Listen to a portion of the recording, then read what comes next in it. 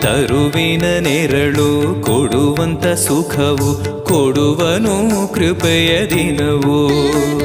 ಸ್ಥಿರ ಇರುವ ಮನ ಎನಗಿರಲಿ, ಶರಣಾಗತಿ ಎಂದು ಬರಲಿ.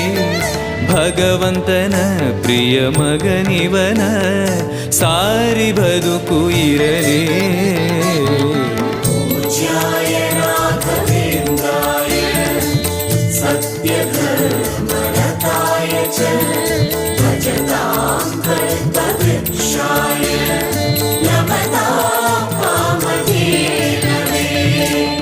ಆಲಯವೆಂದರೆ ಮಂತ್ರಾಲಯವೇ, ಬೇರೆ ನಾ ಅರಿಯಲಾರೆ. ರಾಜನು ಎಂದರೆ ಶ್ರೀ ಗುರುರಾಜನೇ ಮತ್ತು ನಾ ತಿಳಿಯಲಾರೆ.